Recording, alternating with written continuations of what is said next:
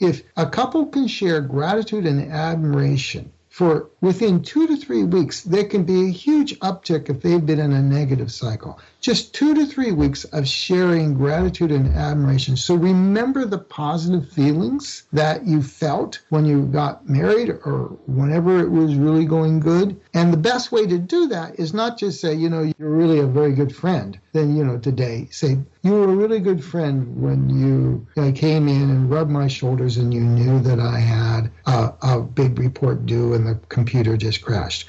Always give an example so people know they were witnessed. If you do that, those 3 things, share positive feelings in a way that they feel witnessed. You're allowing the feelings to get processed, the negative ones, so they don't get in the relationship. They get to go out. And you're navigating the me and the we time. That's going to do a huge amount to keep the stressors from getting inside the relationship. Hey, it's Rocky. Welcome to Rich Your Soul. Today's guest is Dr. Salyer, who's going to share how to deal with the psychological issues of COVID lockdowns.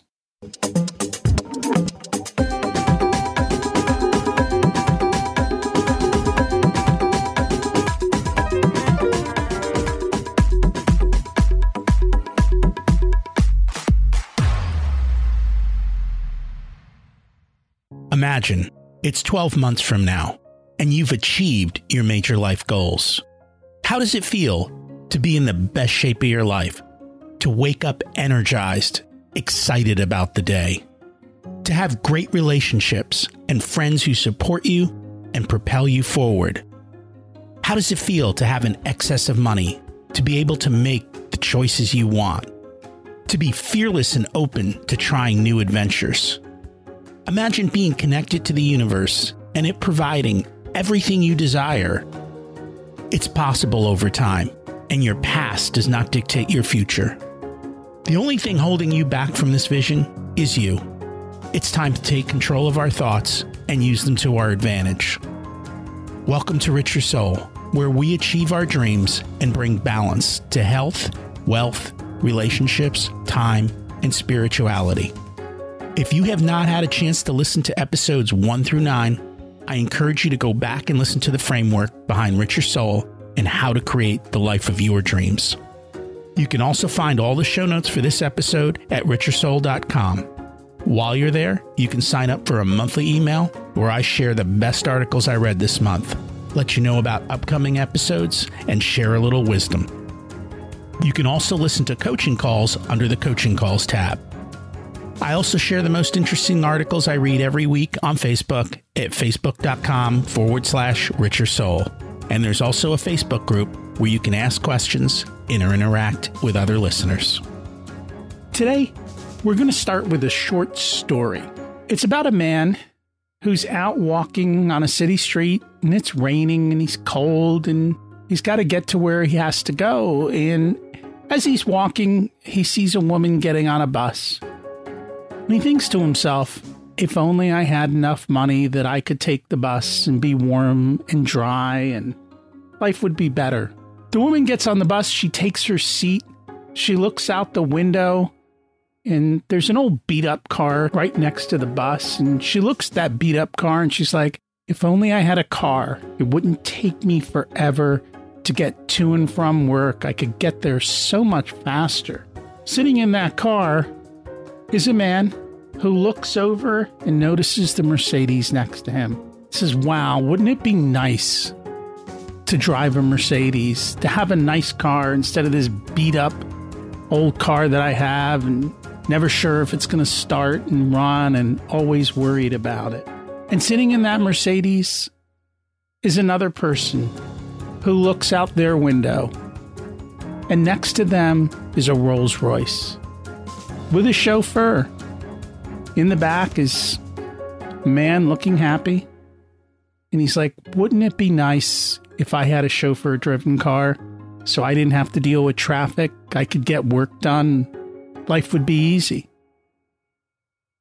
Sitting in the back of that car with his chauffeur, the man looks out and sees a man walking in the rain, looking cold, thinks to himself, I would give this all if only I could walk again. Unfortunately, he had lost control of his legs. We all look to somebody else instead of enjoying the benefits we have today. And I think that's kind of something we all need to take heed of, especially in the times that we're in. Be thankful for what you have. The fact that you're listening to this show means you're in the top 1 or 2% of the world. You've got more than most people, and you've got more than most people in time.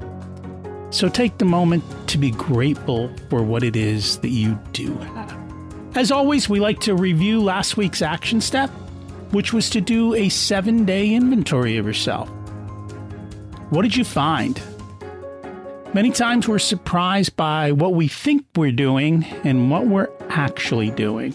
And that's why it's a good idea to take a look at your calendar and keep track and just see if you're living your life in accordance with what you want. So today's theme kind of falls along the psychological and pivoting during COVID.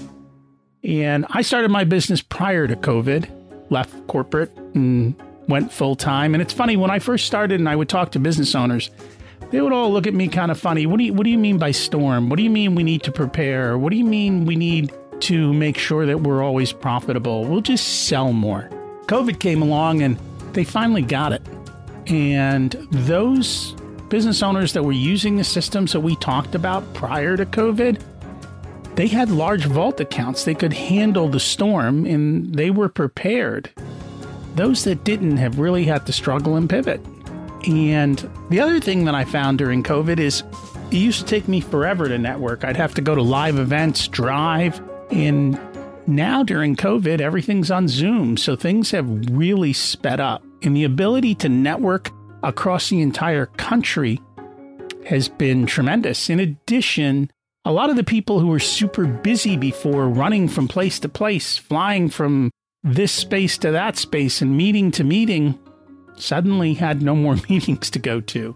And so it really opened up opportunity to be able to meet with people and be able to connect. Of course, not everyone has had such success. Some people have it in a very different way. And for many people, their lives have been upended by the virus. And they've, especially if you've got young kids at home, it is difficult. If you're a young adult trying to date or do something else, again, it's the same type of thing. It is difficult. Today, we have Dr. Salyer back to join us again. He was on in episode 134, Safe to Love Again. So if you'd like to hear his backstory, go check that out. As a quick reminder, Dr. Salyer is a transformational relationship mentor. For the last decade, Dr. Salyer's been in private practice offering singles and couples heart-centered transformation so they can rewrite the rules for love in their brains and create a love that lasts. Dr. Salyer speaks to a national audience as a featured expert on various celebrity and TV radio shows. He's the author of his groundbreaking book, which he talked about last time, which is Safe to Love Again: How to Release the Pain of Past Relationships and Create the Love You Deserve. Let's meet our guest. Welcome back to Rich Your Soul, Dr. Salyer. It's great to have you back. It's great being back, Rocky. Thank you for having me on. And I'm excited to continue to learn from you today. And if people want to listen to your previous episode, they can go back and do that. So we're going to kind of jump right into things today. And we're here because we're living kind of in the new normal world of COVID, which has caused, I think, a lot of strain on people in a variety of different ways. And I guess everyone's kind of handling it differently. What have you seen in your practice? What's kind of popping up in your world because of this? There's a lot that's popping up. Well, one thing is, if you're single, this is the hardest climate to date in ever. And it feels like you can't, or it feels hopeless, or it's, how do you actually have a normal dating relationship? I get questions that I never got before, like, when do I hold hands? How do I hold hands? right? I don't remember being asked that question before in 13 years, right? Now, with couples, though, this is a pressure cooker. And what I have seen, I've had a lot more couples come to work with me. And what has surprised me is more than half of them have had like 25, 30 years in the bank. And 5 of them have been right around the 30-year mark. And while I would have supposed that at 30 years, people had gotten used to whatever it was, it is actually more stressful on them because they're looking at what I think they refuse to look at, and they can't get around it now. There's no distractions. They're under each other's feet all the time. And so there's a lot going on. And then, of course, if they're younger couples with kids and there's homeschooling, especially for the wife, if she's got a career, it's an apocalypse is what it is. It's a marital apocalypse. So let's dig into the long-term marriages first. What are some of the underlying issues that are causing all of this conflict? Well, the stressors are the same for all of them. I just think that, see, what happened is I think we had a culture based on distraction. This is what I've been thinking about for the last 6 months, where if you have relationship issues, you managed it by cutting down the time with each other. You know, you have your video games, you have your social media, you go to the gym, right? You have your night out with your girls or boys, right? And when you take all of that away, there is no distractions and you're looking at it pretty much 24/7 if you're sheltering in place. And then just if there are lost jobs and economics, that will always put stress on. You put kids under feet the whole time, and little ones don't know how to deal with this. They can't be with their friends, and little ones need a lot of attention. In every imaginable way, this increases the stress by a factor of 4 or 5, I'd say. And there's nowhere to run, there's nowhere to hide. And I think for a lot of couples, they're looking at their long-term issues and they have to look at them. And that's really the big deal. If there's a beautiful opportunity there to really work it through and get to a way more loving relationship. But for many of them, they didn't have the skills, so they don't have them now. And so I'm wondering, because you talked about a handful of examples, just out of curiosity, were the husbands in jobs that they traveled a lot before or had long hours at work? No, I don't think that was necessarily the case. I think for the couples I'm thinking of, they were both professional, and that meant a lot of hours for both of them. But I don't think it was one way or the other, from what I can gather. Okay, because I know a lot of times when senior executives retire and show up at home, it's an eye-opening experience for everyone involved. There's senior executives, yes, absolutely. And I have dealt with one couple where they were a senior executive, and, what it becomes is, oh, honey, over there, and he's thinking about the board meeting, and she comes into the kitchen to get a glass of tea or something, and she makes a bid for attention, but it's not like he's at home. And people forget when you're doing your work at home that you no more than you would try to have a conversation with your beloved in the middle of the break room at work. They may be there, but they had to set a little more boundaries on, when am I in professional time and when am I off, maybe in the same home. And that was one of the little things, is too many bids for attention at inappropriate times if you're both working from home. I guess we're lucky. Everyone has their own space in our house. Oh, and so literally we get up in the morning and we all go to our own corners, and everyone is set up with the technology to essentially live in a virtual world. And by that, I mean, everyone's got large dual screen monitors, video cameras, headsets, and so we're all kind of cocooned in place, and we see each other at lunch, and you can pop in on somebody during the day. And the cool thing with Zoom is if you come in, depending on how you come into the room, nobody can tell. So it's like half the time these calls are so boring and you're on mute anyway that you can sidebar yourself if you need to. That's great. That's great. Now you're doing something right, Rocky. That is what I try to tell a lot of these couples. Everybody has their own spaces, and you're carving out me time.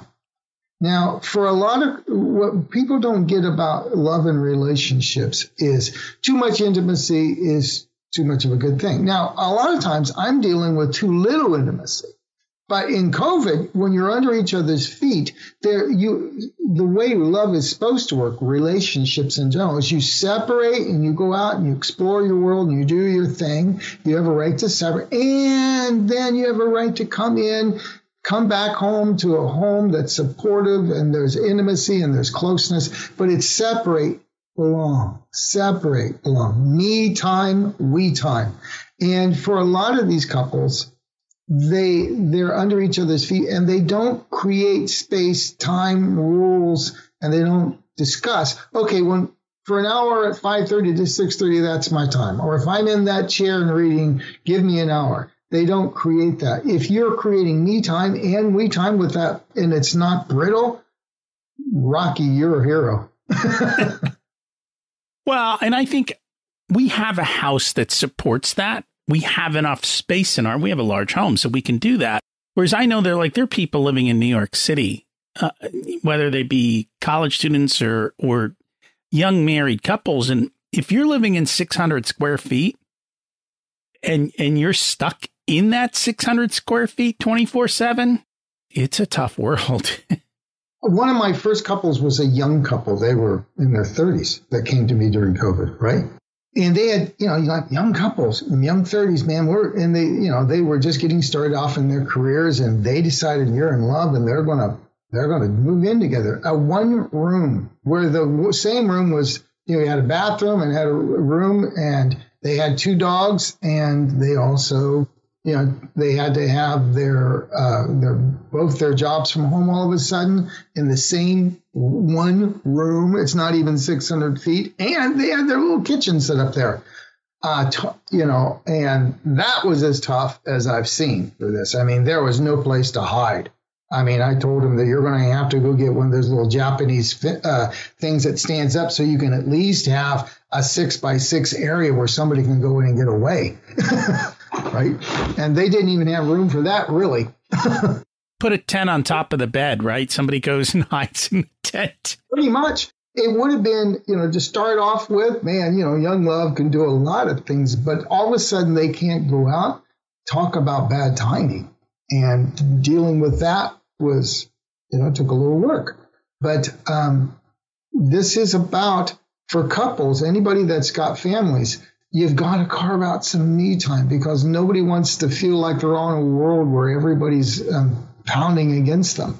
We got to have separation. It just burns us up, neurologically speaking. It's too much stress. And what I talk about is all couples make bids for attention over lunch. Researchers have found if you set a couple down for dinner in a half hour, they can make 200 bids for support or communication. Little tiny things. Where's the salt? Do you see that fly over there? Those are all bids. But no one's set up to do it 24/7. That's too much. Is it, or are we not used to it? Because if you think about it, and maybe it was different, maybe I'm actually, we still had space, right? Because I think as you go back in history, we did not live in such big places. And I know in many other countries, you get multi-generational living. And so you've got not just the husband, wife, kids, but grandparents, brothers, sisters as adults, all living in very small spaces. Is it just because they've grown that way that they have a different way of dealing with it? Or is it something more human in ourselves? Well, I think, the right to separate and belong is human. I mean, I know that I can understand the whole multi-generational thing, but you got to realize that's been waning in American culture since the 30s. I mean, in the 50s, we started that great experiment called the nuclear family, right? And all we did was nuke them. I mean, we took women out of what was supposed to be, historically speaking, if you look at evolution, women raised children in a whole group of other women. So they weren't dealing with 3 or 4 kids all by themselves. Typically, in a more tribal setting, they've got grandmothers and they've got intergenerational help, and everybody's helping out with the kids. And then we took one, and then we said, let's take out the support, put them alone, and we wondered why depression rose in the 50s. So we've gotten this whole thing with American individualism where we go out, and I don't think we're as geared up for intergenerational as we were. And even then, I mean, back in the tribal days, the guys would go out and hunt. So they got their me time. And that's what I was thinking. They were outdoors, but usually the homes were very teeny. So when you were locked in, you were pretty tight. But then again, if you went out, you were in nature. So you really got kind of that grounding experience that no longer exists. If you walk out of your apartment in New York City, you're just going into hustle and bustle. I have a house in the burbs here in California. And, I've done a lot of social distancing. Don't feel lonely because I'm doing things like this. Tons of clients, a girlfriend comes over, all that other good stuff. We both do radical social distancing. But, you get stir crazy inside. I remember once I was joking with my son. I said, pack my bags. He goes, where are you going? I said, front yard. I said, I figured it was a nice change of venue from the backyard. But there was just one day I was thinking, okay, what am I going to do? And I literally went up and set up chairs under a tree that I never did just to make it feel different. And those are the sort of crazy shenanigans we're doing because we do feel cooped up. It's an affront to the concept of American individualism and freedom that we have to suddenly be limited by our responsibilities to each other because of this COVID. I don't wear a mask just to protect me. I do it because I want to protect the 80-year-old lady that's beside me at Whole Foods, right? And whatever her fare is. And that makes sense. So if there's a couple listening and they're struggling because they're too close to each other all day, what are some things that they can do to they can't fix the situation, right? But they can remove the tension from the situation. Okay, this is what I've been telling all my couples, and I've been sharing it in general. There are 3 things. First off, there's going to be a lot of emotions going through everybody. And I know people would like to think love is logical, dealing with it logically, but it's managing emotions. That's the core of relationship skills. How do you help soothe each other? How do you help each other process and coach their emotions, so to speak? And you got to make every feeling right. That means if someone's bouncing off the wall, they're afraid of losing their career. You've got to make every feeling right and process the feelings without judgment. And related to that is if one person is bouncing off walls, oh my God, it's hopeless, I'm going to lose my career, or I'll never be able to deal with homeschooling. You got to be able to say, honey, I get that. What's the worst part of that? And one person has to hold down the fort. Both people can't freak out at the same time. That's got to be set it up ahead of time. Set up 10-minute places at the end of the day where each person gets to share about their feelings, not about the feelings about the relationship, mind you, but about what's going on that day without judgment. And you're not giving advice. You're just being an ally. Tell me more. What else do you feel? Gosh, that must be the worst thing ever. You're an ally. The other thing is you have to, what we've talked about, you have to sit down and say, how do we carve out some me time for each other? What are the rules? What are the places? What are the times? How much do we need? And mark that out. And then the other thing is there's going to be a lot of feelings landing.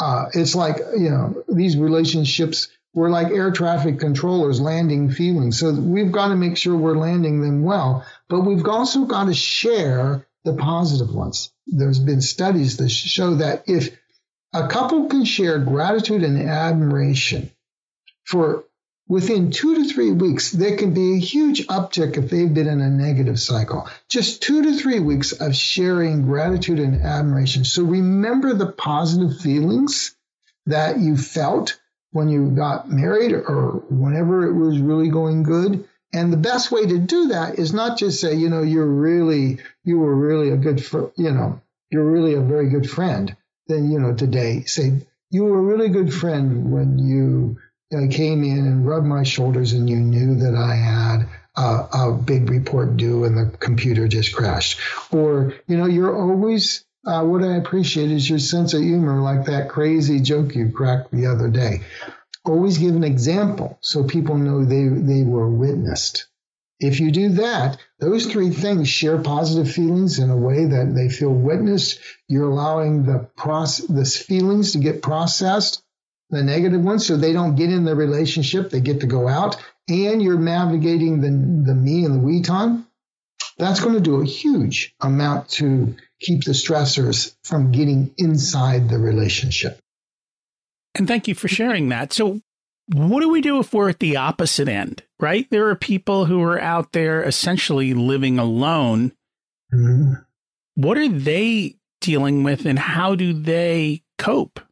Yes, the single question. Yes, a lot of people, and there's a real sense of hopelessness, Rocky. And, people can't get out and do their normal connections. First off, there's got to be contact. Now, and what I'm suggesting is what we do is people need to reach out. It's not by text messaging, by the way. It's getting at least talking. And I think Zoom and Skype have something to offer us here. Okay. I know that the research says that 80% of attachment signals that we're connecting to someone happens visually by looking at the muscles around the face and the mouth. So our system needs to see, not just hear, to feel connected. Now, I can't do much about the hugging, the fact that, we'd all like to have hugs now. That much I haven't figured out yet, other than air hugs. And I know you're not a scientist. Yes. But I don't think COVID is a contact issue in the sense like take a deep breath, go hug and walk away. That's where the CDC has come down to. It's a proximity issue because when you hug people, get closer, you breathe and all that other stuff. But if you're isolated and people are social distancing, a lot of people are way more afraid. 6 feet. I'm always afraid that we won't normalize and get back to hugging because that's more avoidant. But you can. I think everybody needs to be on Zoom with a good friend for at least 20 minutes a day, half hour. Call and get a circle of friends. You've got to be able to reach out more. I was talking to one client and she was saying, nobody calls me. Nobody reaches out. And I said, who are you calling? Crickets. Crickets. And I said, so, I don't, and I said, I am a personal proponent of the idea that the universe isn't punishing and it's not rewarding, it's mirroring. So if you want more people to call you, you got to get out and call them more. And sure enough, she starts calling and contacting people, and then more people call her. Now she feels more connected. The problem with loneliness is it kind of sucks you down like the spin of the water in a drain. You've got to get out of that circle. For me, I literally live on Zoom. There's some days that I'm on Zoom for 10 hours, just going from group to group, from people to people. And a lot of it, it's networking. Some of it is meetings, but usually the ones that are towards the end of the day, when we're done with business, everyone cracks a beer or a glass of wine and we just sit and we remotely socialize. And it's been working out well. I think everyone at least enjoys being able to do that. Yes, I think you have to set it up differently. And I do believe the visual is a part of it. You just have to be able to reach out. And sometimes if you're lonely, I have found out years ago when I was first, after my divorce, I found out that sometimes being of service to others is a great way of getting out of your own sense of loneliness. So reach out, It's okay to reach out to find your belonging, what I call a right to create your own experience. We may have to be, creative here. And for me, I've got clients all over the country and the world, so I'm on Zoom quite a bit. I do a lot of these podcasts. So, I'm on Zoom 6 to 8 hours a day, or occasionally Skype. But I also make sure that I reach out to people that are close. Had a nice half-hour talk with my son and daughter-in-law last night. And there's a whole new industry coming of online event planners. Because I just found out from my daughter-in-law that she wants to do that. Where it used to be, so there's all sorts of creative ways people are coming around to deal with this. I mean, she does trivia parties online. You get on Zoom and everybody has a trivia party. Why not do that with your friends? Well, and it comes back to what you mentioned earlier. Some people are waiting for the rest of the world to do something for them versus those people who are actively doing something for themselves and taking action. And that's what you got to figure out. What do you want to do and how do you make it happen? And just go do it. And if you have a circle of friends that, make sure that you reach out to each other. You can have a circle of 7 or 8 friends where you keep reaching out, I should say. I have several friends I've told, if you start bouncing off walls, give me a call. I may not be able to call that hour if I'm in session, but, if you're bouncing off walls and you just need an ear, I'm here. And we all are here for each other, especially my goons. And that's just what we're all here for. We just kind of buckle up and say, we need more of a sense of we. And we can create a we by, we have the technology. Thank God it's not the same thing way back in the Spanish flu, but we can't. This is the most connected age ever. We've got to do it in a way that allows what I call our attachment systems to really feel connected. And if you're out there, text messages doesn't do it. I think text messages are empty calories for the part of our brain that wants to connect. I call them, it's the potato chips of the love and relationships world. So it's got to be something, I think, that's got a visual component, at least now and then.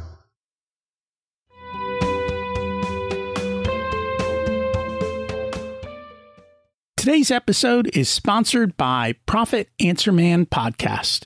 Did you know that most small business owners hate looking at their financials? It's one reason they may struggle with business success. The Profit Answer Man Podcast helps them ensure they are profitable and can pay their employees and weather the storms we all have to face. It's built on the Profit First methodology of pay yourself first. The Profit Answer Man Podcast is a must listen to for every small business owner and anyone who wants to help them survive and thrive. Check it out on your favorite listening platform.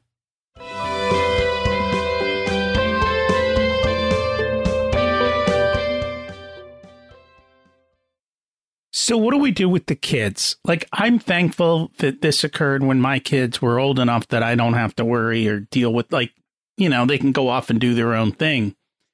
But if you're stuck at home, especially if your kids are under 6, how do we deal with that? Okay, that's a good question. Young kids are going to be a lot of attention. Okay. And we've got statistics now that a lot of mothers who have careers are having to give up their careers. You're leaving the jobs because you can't do both. I mean, if you have 2 or 3 young children, those children are going to have to need a lot of support. Now, if you're a single mom, that's even worse. I had one couple approach me and he was saying, well, it's on here because this is just not something I can do. Right. And, in a very tactful way, I'd say, well, you're just going to have to buck up on this one because she needs support. Right. You're going to have to learn how to do a little more emotional coaching and connecting, where the kids are needy and they are born that way. And that's a natural thing. That's all human beings are. We have the longest growth process intellectually and emotionally of any on the planet by a great margin. And somewhere along the line, moms need to find the support. Okay. That means You might be able to find another mother who is there. And if you've got radically social distancers so that you know you're pretty safe, then one of the things I've seen is I know one example where 4 moms who have small children, they are radical social distancers. They don't allow anybody in that family. They know they're safe, and they get together and they trade off so that somebody can have a little downtime. And so kids move between these 3 or 4 houses, and so if somebody needs to get a project out and they need 4 hours for work, they drop their kids off at the other. But it's a production line. They plan it out, and what they've done, though, they've gone back to that old model where women said, we raise kids in groups. The technical term is called allo parenting, parenting by others, right? So they went back 10,000 years to how we raised children back in the Stone Age and said, we're going to have a group of women and we're going to share things. That's a creative thing. You got to be able to trust each other, and you got to be able to set the rules. And, like for one of the women, her daughter wanted to come home from college, but wasn't taking precautions. And she had to quarantine for 2 weeks and agree, when you get here, you stay here. You're not going out with your friends. And she literally had to have a conversation. She started to go out with her friends, and she said, nope, wrong. If you go with your friends, you better have a place to live. And she goes, okay. This is radical social distancing. If you can create a support group like this, I think that's what moms are finding. How do I reach beyond myself? Because this is a lot to deal with. And that's true. As a society, we've pulled apart. Now you're going to have to figure out how to pull back together, so to speak, and how to rely on others. Because in the past, life got so easy, because I remember the days where you would go to your neighbor and borrow a cup of sugar. Right now, nobody does that. We actually do that in our neighborhood, but most people don't. Like when somebody needs something, they text around, hey, does somebody have this or that?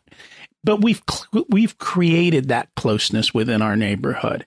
And so we don't have to fuss as much. But if you don't have that, and in a lot of places, I don't think they do. You've got to figure it out. And especially with the young kids, I know it's tough. Any advice for the middle part of kids, because I think once they hit 13, 14, it's a lot easier for them to kind of do their own thing.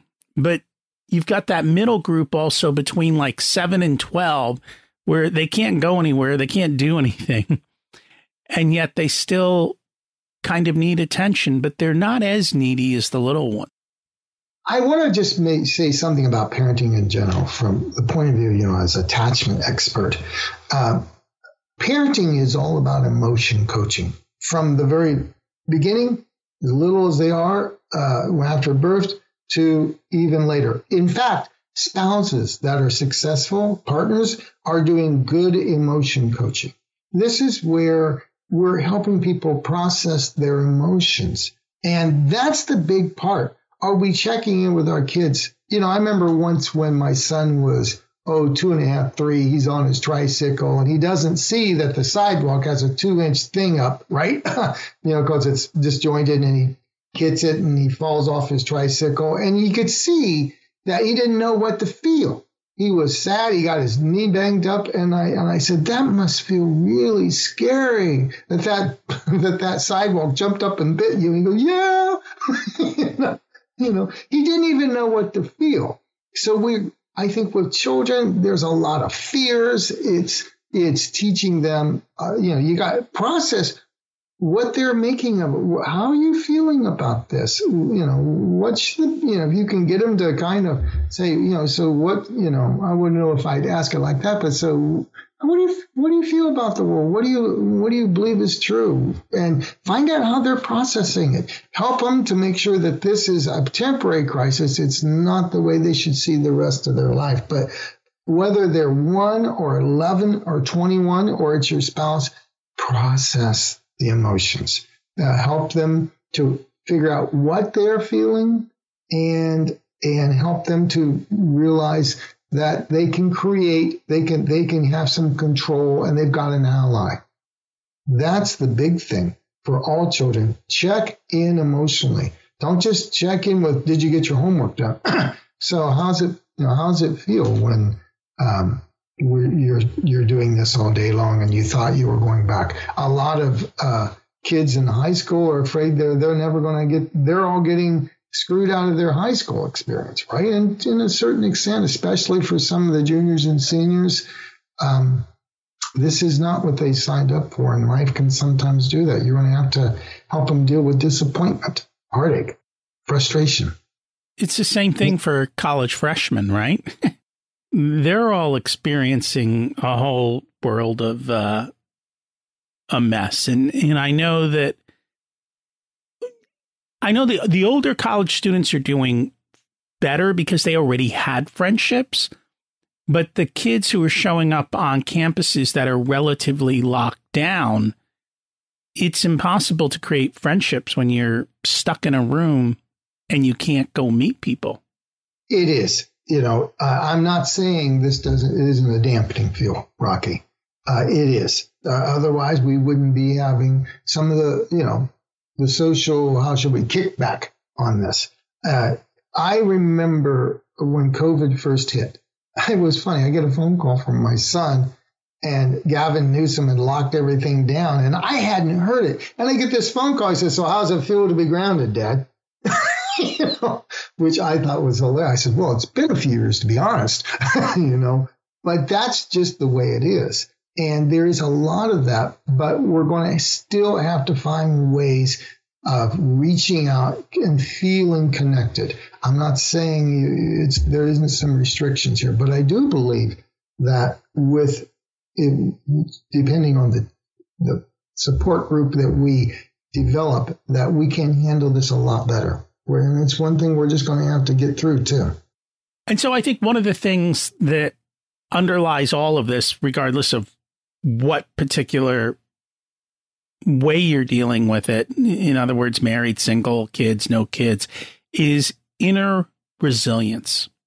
Yes. So how do we build inner resilience? Resilience is an interesting term. You hear that way more often. I think resilience is, for me, related to what I call a right to create your own experience. I think the first thing for couples, and I'm just going to say this, is you set a time. It's called a stress-reducing conversation. It's hard to feel resilient when the feelings of the day aren't being processed. I've been saying this throughout this call, but it's just the way it is. What we know from research is that if couples relapse into old patterns because of stress, there's only one difference between those that go back into their old dysfunctional ways when they get under stress, because stress tends to put us back into our reptile brain and nothing good happens for a couple. It's by making sure they have 10 minutes with each other at the end of the day, sometime where they contract and they sit down and all they do is, like I said before, talk to each other. How was your day? Process the emotion, not about the relationship, but just about the day. What this does is it keeps the emotions from getting in. And when they get dissipated, it turns off your fight and flight system. Suddenly your adrenals aren't being overworked. Your system relaxes. And that's physiologically and neurologically the best way to keep yourself resilient is to turn off your parasympathetic nervous system, your sympathetic nervous system. I spoke wrongly there.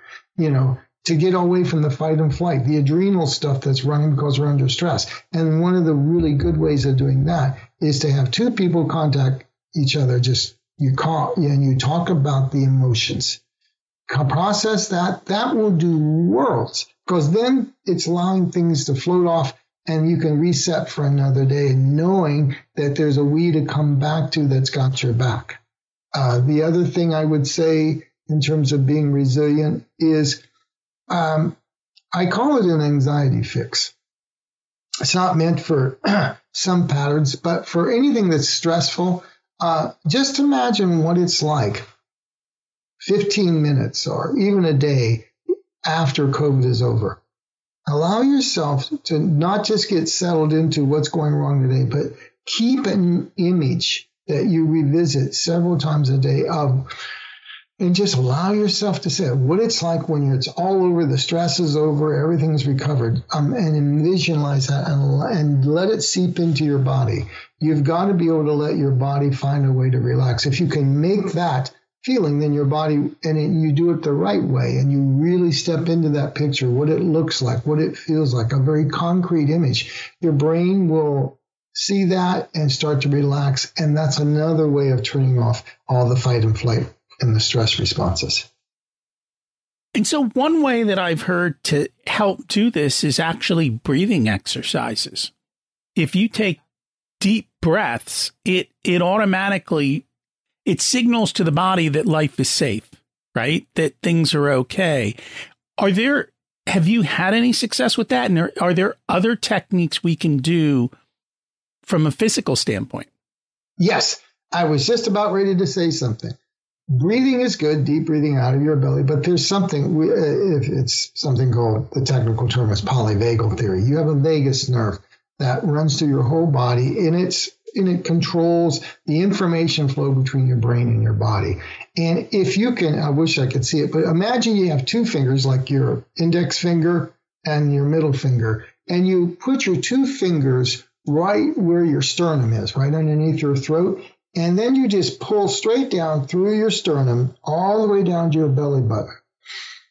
And you just keep pulling down, and you breathe in.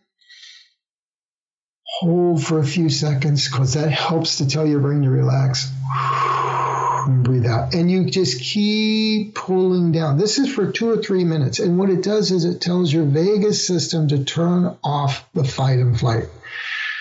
So you're pulling with two fingers all straight down from your sternum, your collarbone there, right underneath your throat, all the way down to your belly button. Breathe. Breathe in, out. And then after about a minute, imagine what it's like one day after COVID is over. Everything is good. It's after the successful completion, not a horror story afterwards, but imagine what it's like when your life is back. You do that 3 or 4 times a day. And what you're doing is training your vagus system to be more calm. Try that for a few weeks, several times a day, pulling down. It's simple. It's 2 or 3 minutes a time. And what you're doing is you're training your nervous system to have more vagal tone, to be able to withstand stress without going into hyper fight or flight. And that's helpful. And I'm still learning of the connections between the mind and the body. And what this is basically doing is, because when you do get anxious, your body behaves a certain way. And when your body behaves a different way, the signaling goes back the other way to say safety to the brain. And are there other things that we can do besides breathing to kind of change our signaling back and forth? Well, there's tons of research that meditation is good for this too. If you can mindfulness, if you can, there's plenty of things on the internet, but if mindfulness, we know that what it does, with as little as 2 months, a Harvard study pointed out, with people doing 20 minutes of, was it 10 or 20? I think it's 20 minutes of mindfulness a day, 5 times a week. It thickens what's called the insula, which is a part of the brain that is between the prefrontal cortex, the part that says, hi, I'm Rocky, and the limbic system where all your feelings are. And it's like an emotional gear shifter. And what it does is when it thickens is it keeps all this fight and flight response. It kind of slows them down. So you, the part that says, hi, I'm Rocky, can have more control instead of being triggered or reactive or losing your cool or whatever you want to call it, blowing your lid. It gives you that split second of time, neurologically speaking, where you can make a better choice, where you can say, let me take a deep breath here. Or so you can also mindfulness practices, meditate, exercise is good. I went and got myself an exercise bike. That helps. Anything that helps your body to reset, doing something differently, because we do have to mind the amount of stress we're all under these days. Those are some different ways too. And mindfulness is good. Even even 5 or 10 minutes is going to do you good. Just clear your mind, get a little meditational tape. It's a good thing. That it is. And I've noticed in our neighborhood, and I've heard pretty much all over the country, people have learned how to walk again. They're out, in the communities and in their neighborhoods, walking around in neighborhoods where you never used to see a soul. Now you're seeing people walking down the street everywhere.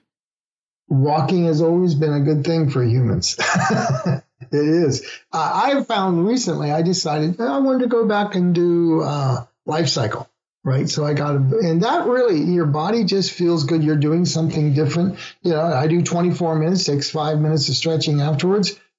Half hour, 40 minutes a day. I do it like 4 or 5 times a week. Your body just feels a lot better, and it burns off, again, not only calories, but some of the stress.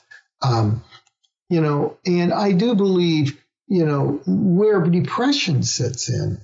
I once heard Rollo May, in one of his books, an older psychologist, said, that depression is an inability to create one's future. It's in my book. I quoted it. I love it so much.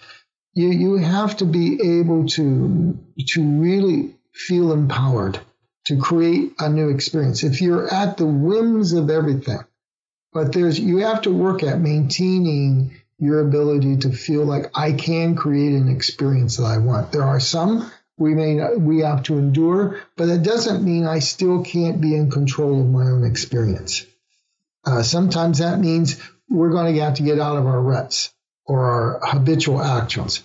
For me, like just in the business, I had to start marketing in different ways than I did before, because the last time, this time a year ago, I was going out and speaking more publicly. Well, that's not happening so much anymore. I go, oh my God, I have no business. No, I just have to do business in a different way. I have to, so I do more, podcast. I do more free calls on my to my list of subscribers and my people.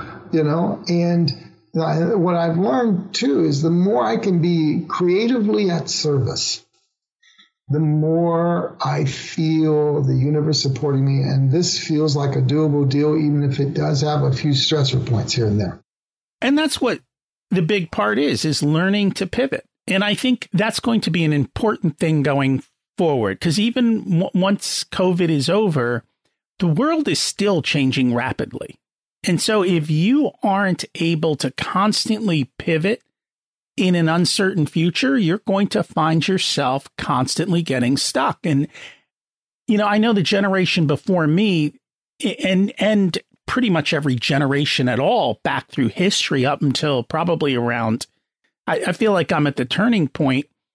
Life didn't change much during your lifetime, right? Things were relatively the same for most of life. But now things are changing so fast, and the things that I'm seeing coming, it's like, whoa, the world's really going to change. There was a book written back in the early 70s by Alvin Toffler. He was a futurist at the time. It was called Future Shock, right? And I remember reading this. I'm going, yeah, things are changing. I don't think he even got it right. But he called it. He said, you have no idea what the next 50 years are going to be like. But for a lot of us, it really does. I mean, I talk about this in my book, Safe to Love Again. There is one of the core rights that we are given as human beings, or should be given at least, is a right to create our own experience. That's the ability to pivot. That's the ability to be adaptable, to be able to make what I call behavioral flexibility, to feel empowered, not trapped, not limited. When life. It's the whole idea when life gives you, a bunch of lemons, can you make lemonade out of it, right? And so we've got to be able to find ways to feel more personally at power, at choice, rather than at effect. The moment we feel like we're just leaves floating on the pond, and the pond's going to take us anywhere they go, and we're eventually going to sink down to the mud, that's a bad deal. That's where depression sits in. But the moment we realize that we can choose more than we think, but it's restoring that right, that feeling. There's a feeling of empowerment. We all need to get through this. And Not just protected, but empowered. I think for our loved ones, they want to know we've got their back. We're doing what we can to protect them. I call that cherished and protected. The other big one that's coming down the pike is empowered. How do we empower each other to feel we can adapt and still be our best self?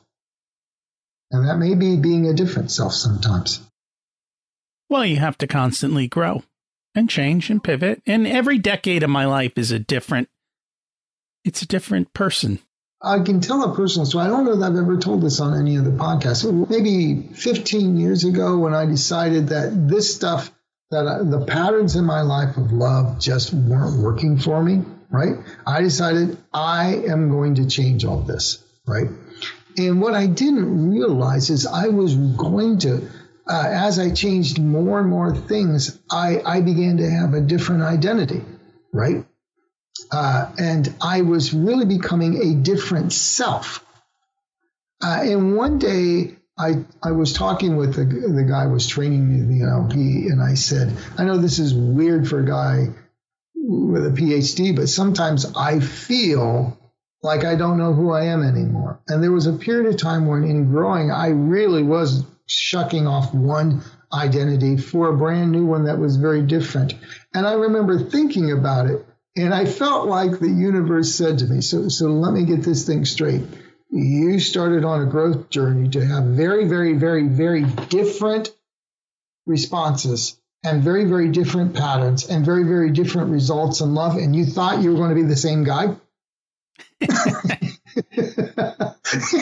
Let me get this thing straight now. You thought that old guy you could never create, and then I realized, of course, I signed up for becoming a new self and a better self, and that is literally what is the right to create your experience. Sometimes there can be some uncomfortableness there, but I'm way better than I once was. I like who I am better. So if you can embrace that, there's only, if you're following what I call higher self, you're only become more and more what you already are in the best self.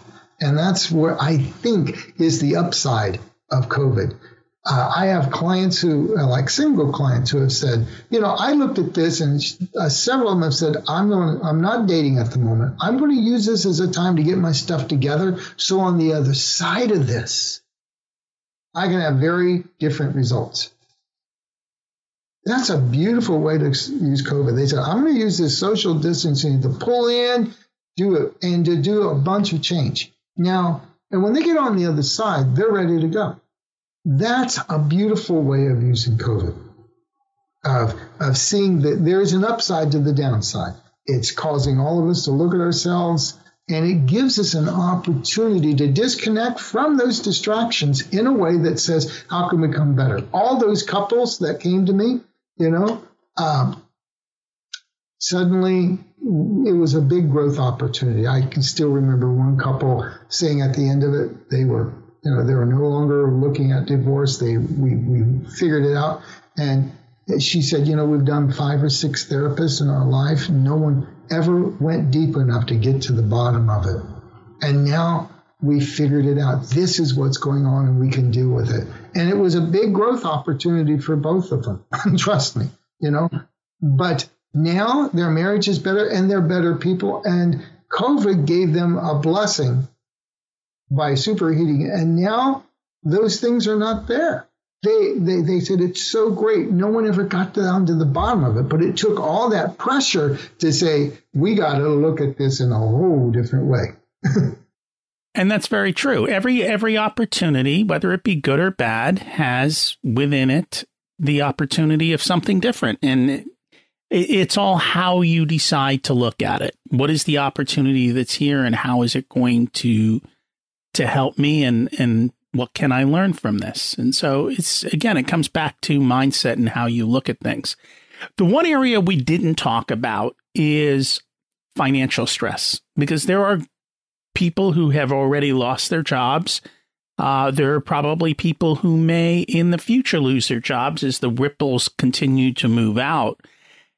How do you overcome the financial stress? And also along with the financial stress comes a lot of anger and issues because you've worked for a company forever and you've done so much for them. And many times in times like this, when the cuts come, they don't care how good or bad you were, right? They just have to cut. And so they're not doing it from an emotional standpoint, but the people are reacting emotionally.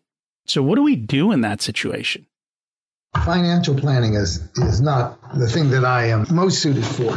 But I know that finances are one of the big things that couples deal with. But we're talking about this whole societal thing here.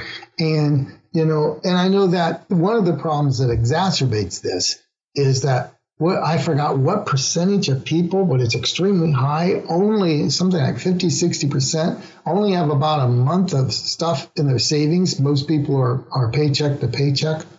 Dealing with the emotions of it, I'm not going to say it's easy because it feels like betrayal from corporate America. It does. When suddenly cuts you loose and there's no feeling about it. There's no sense of loyalty out there. But I do believe, if you've lost your job, you're going to have to, hopefully you have some family to back up on, I do believe as society we have to be here. I think we're going to have to do some things very differently, Rocky. We're going to have to help people get retrained for a different economic base. So from manufacturing and give people skills and to help companies relocate to some of these quote unquote rust belts. We've got to become a country again. We again, instead of just competing eyes and I made my money in the bubble. I'm sorry you lost your shirt.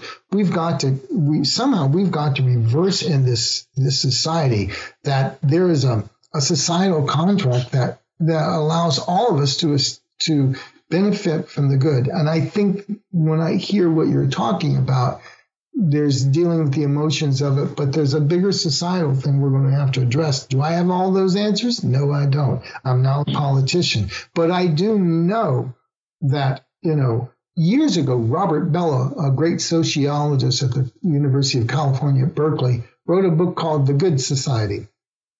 And he pointed out that American individualism was eroding what was once a contract that companies and businesses were, yes, there for investors, but they were there to invest in the community, to support the community, right? And that the function of businesses isn't just their individual bottom line for shareholders, but they are to be of service and to support communities through the economic base. And I think we need to get back to the fact that businesses take a lot from a very robust society. They need to give back.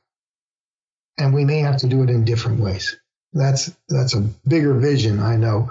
But somewhere along the line, we're going to have to tweak what's called late capitalism so that there's more benefit for everyone. And I think some companies are starting to do that. I know Google's got a new program out where they're teaching their certification programs for free or very low cost. So that's like one of the changes that is coming about. You're starting to see other people, like you look at SpaceX and some of these things, you're seeing people solve problems in the world through their commercial ventures. And I think even Amazon is trying to create a way to have internet in parts of the world where internet is not commercially available. So I think more and more some of these larger corporations are tackling some of these things. Now, some are still greedy and others aren't. But I think that comes back to people then saying, I only want to deal with companies that are socially and appropriately responsible in this world. And you have a choice to vote with your dollars. It's the most powerful tool. It's true. Well, there's one thing, too, in that a lot of jobs have gone through globalization or automation. They have gone away and, they probably won't be coming back, right? Not the way. But what is opening is this, what we're doing right here is Zoom, right? There's going to be a lot more people working from home. In San Francisco, a lot of people that thought they had to be local to have their jobs, they moved out. Now, so a lot of the rent prices are lowering, and that's a good thing because there was a certain haughtiness over there. Some of the prices were egregious. But what people are thinking, I can have a job in working in the high tech, working in Silicon, I can be in Boise, Idaho, right? And what if, so in these cities, there, it used to be we were worried if a company moves out of a town, you're screwed. But in terms of this new evolving economy, we're not, if a company moves out, it may be that as we become more and more online, it doesn't mean as much when an auto factory leaves, because you could be working for somebody in Minnesota if you're in Georgia, right? And it's going to, I'm hoping, sort of spread out the risk factors so that people, if they're in a quote unquote depressed area, it's going to open it up. That's what I'm hoping. And hopefully over time, things will change. We always find a way forward. So it's just waiting for that unique answer. What is one action step people can take this week to move forward in their lives? I would say that one action step you can take to move forward is to, if you're doing it, is do that. I would say first is calm your body down. Do one of those things we said, the polyvagal reset, by pulling your finger down from your sternum to your belly button. But I would say the biggest thing they can do is to exercise and start reclaiming more of that right to feel empowered with choice. Start visualizing what is the life you want on the other side of this when it's reset, and look at your options. The right to create your own experience is all about flexibility. So you may have to start thinking out of the box, but think about what you want. Imagine it, really a full body imagination where you actually put yourself there like you're in a movie theater, like you're watching the movie trailer version of My Future, and let your body experience it. And then ask, what sort of new ways can I do to get there? Because that's what this crisis is calling for. And I think for a lot of people, they just don't even realize how much stress they're under because it's their normal and they don't realize how much better it could be. And so just that awareness is quite important. There is. The one person, a really good friend of mine, said, we're all living in a trauma bath at the moment. and there's it's certainly a stress bath. And just kind of notice it. Sometimes you'll notice it if you need to go to bed earlier, or you're waking up tired, or your energy isn't there as much, or you're a little more cranky, or your creativity's down.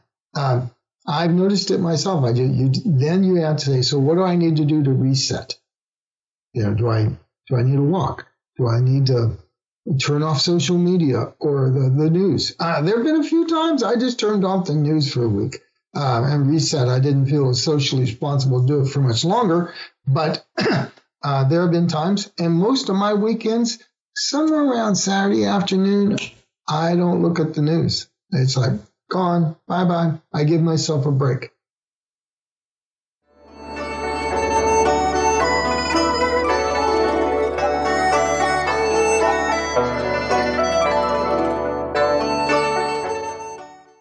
It's time to learn the secrets of life. What's your secret to living an abundant life? My secret to living an abundant life is to be in service. I do find it's a mirroring universe. The more I give in service, and I hold my worthiness as well, abundance flows if you give and you're able to receive. And so I'm always being of service. And I know my values, so I don't mind charging my value either. You get more by giving than you do by receiving. You're much happier in that space. Exactly.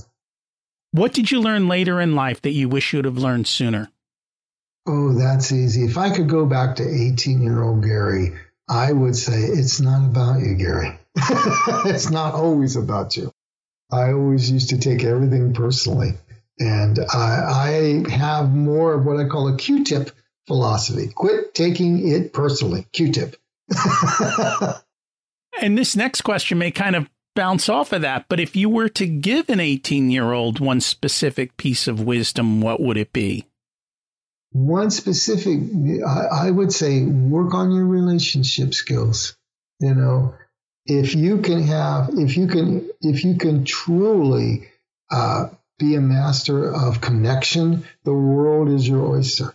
And that means truly tuning into other people. The more tuned you are to others, you know, and you can make those deep connections, you know, sort of like, who was it that, you know, Carnegie that said, you know, it's better to be interested in others than to be interesting. That sort of philosophy is the one that I would give them. I wish I had understood that way more when I was in college. It's funny that there was never a class in high school or in college called relationship. And I really believe that the fourth R, you know, there's reading, writing, arithmetic. The other one should be relationships, because studies have shown that, you know, what predicts economic growth isn't so much IQ, but EQ, emotional quotient. That people, you can, and I did it. I mean, I had the 3.8 undergraduate and all that, but, you know, the emotional quotient, not so much. It was, you know, and then you wonder, how come that dude with a 2.5 got the job and I didn't? You know, because they understood how to make connections. Life is about our connections, and it just feels better creating and being part of a we. That's my biggest thing at the moment. I feel so connected to the universe. Like right now, Rocky, here I am connecting to somebody in Pennsylvania. Here I am part of a cosmic we. How good does it get? And that is so true. If people would like to connect with you and learn more, what is the best way for them to do that? Well, if you go to my website, GarySalyer.com, GarySalyer, you know, there's ways. I've got videos there. You can sign up for these love notes and get 2 and 4 minute videos on relationships delivered to your inbox. And you can reach out to me it's Dr. Gary at GarySalyer.com. So that's the best way. Go to my website, GarySalyer.com, so you can sign up for my email list and get all sorts of cool support, or look at videos, or even reach out to me and ask me a question. I respond to everybody. And I will put that in the show notes to make it easy for people to find you. Thank you so much for joining us today. Thank you, Rocky. And it is always a pleasure to be with you. You've got a beautiful spirit. Thank you for being out here and supporting people. You're part of the we that I'm talking about. Thank you. You are welcome. Have a wonderful day. You too. If you're struggling and you need help, consider reaching out to Dr. Salyer. We can all be resilient and thrive in any time, but sometimes we need a little help. We all choose how we react to life. Our families found a way to thrive in spite of COVID. We pivoted early, and I even started a second podcast. I continue to figure out my business and take the next steps. Life is full of choices, and we get to choose. You have to ask yourself, what are you choosing? This week's action step is, what is the life that you want on the other side of COVID? People are moving all over the country like crazy. They're leaving the cities and going more towards the countryside. I know Manhattan and many other big cities have seen a big exodus. Will it last? I don't know. There is going to be a new normal post-COVID. People are going to be working remotely more often. The future of education may be drastically different. And the question you have to ask yourself is, what is your new normal? What is the life you want to live? Sometimes we need a life-altering event to make change. Well, here it is. In our next episode, we've got John O'Connor, who's going to share how to build your personal brand, both at work and in life. If you like today's episode, I would appreciate if you share it with people who might need to hear Dr. Salyer's message. Thanks for listening. Have an abundant week.